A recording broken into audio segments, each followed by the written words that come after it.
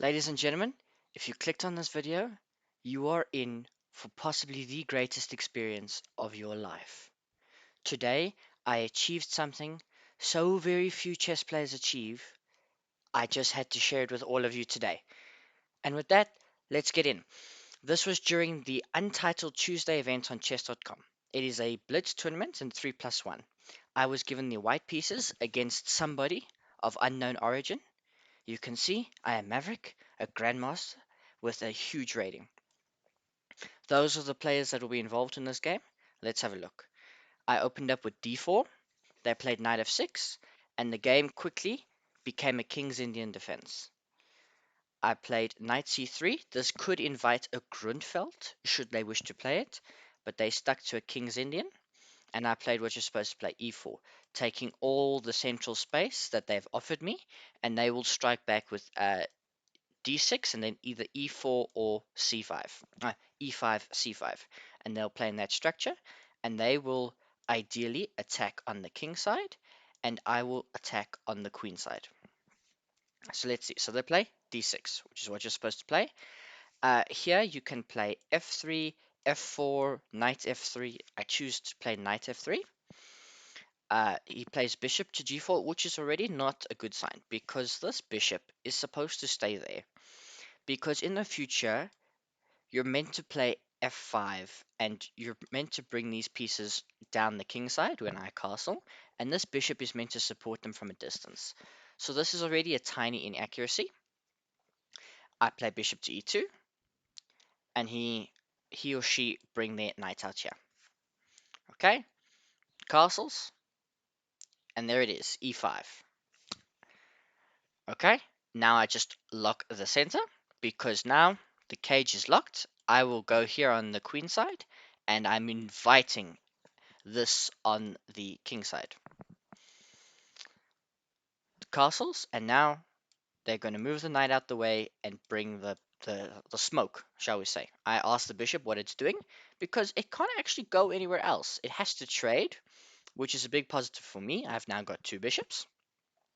There's no longer a bishop supporting f5, so we get h6.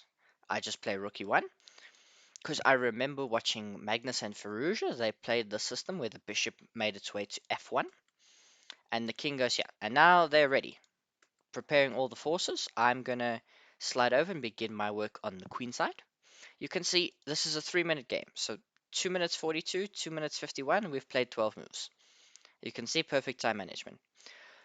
This I think is a mistake. The engine still gives it as balanced, but this I think is a mistake because this rook needs to be behind the pawn that you're going to push. So I play queen to c2, just defending this pawn so my knight can come forward. It is defended by the bishop, but as I said, I might like to play that system with the bishop on f1. The rook slides over to rook b8. If you watch Gotham Chess, you've got rook b8, rook b8. Well, it goes rook b1, but now ask, what is rook b8? Make a move that makes no sense, because I can just, you know, play h4 to prevent this. It's not the best move. The best move already, it's thinking, is bishop, not there, bishop to e3, and then a5, they think is the best idea. So bishop to e3, targeting that pawn, and instead of going back or pushing one of these, you play a5. But I play a4, just saying you can't get this. And then we get this move, c5, which is what you're meant to do. So I can take En Passant, which is probably why you clicked onto this video, wink wink. But I don't in this case. I just push a5, taking space on the queen side. They go here, and now I'm going to look to get my knight to that square. And the moment I realized I played this move, I realized it's a mistake, because I can't actually go here, because that loses a pawn, because that square is defended. But they make a mistake in return. And now I can play En Passant, like a total boss. Knight takes, queen takes. Okay, so material still completely level. I've got a better position. Now it's about converting because this pawn I can target as long as I protect this pawn. So I don't push it forward. I just play rook a2 and black moves the rook up, and I assume are going to create the Aljoken gun on the B file. That's when you triple stack everything.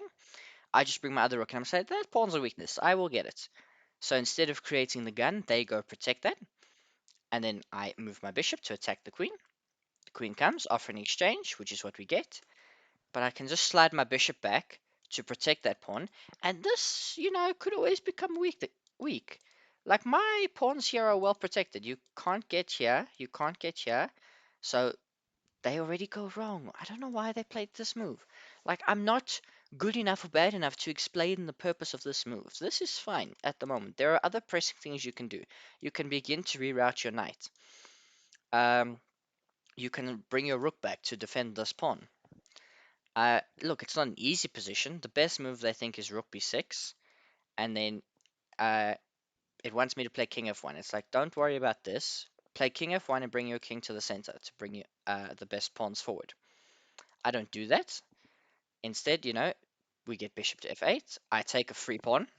Now I'm up a pawn, and this pawn is still well protected. You can't get it with your rook unless you sacrifice the rook. And now they start finally bringing the haymakers on the queen side, but by now it's too late because I'm up a pawn and you don't have enough ammunition. So I just slide my rook up a square, I attack that pawn, simple enough. The king goes over to defend, but now maybe he's in the way of this bishop. I bring my bishop back because I would like to reroute it. So it attacks the rook, and then we get bishop to c2. It's a lovely idea. I was very proud of this because I can hit the rook with a tempo and now bring it back to defend this pawn. And now I can build up to try and attack the king side.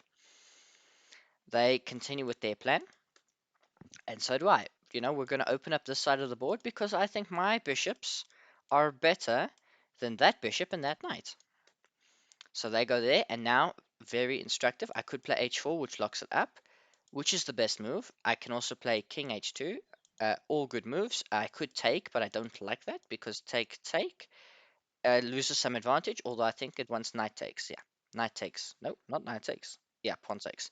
And it loses some advantage. So I just do something. Oh, too far. Way too far. Way too far. Yep. Here we go. Sorry about that, guys. Okay. King g2. I want to bring my king up and just, this knight will want to come in here some ways. So not let it happen. Take, take. Now you've got to go here. But bring the king forward first, which steps directly in the way of this. So f5, f4. And now you cannot take. You must play knight g4. It's still lost. I've completely massaged this position. But takes, takes.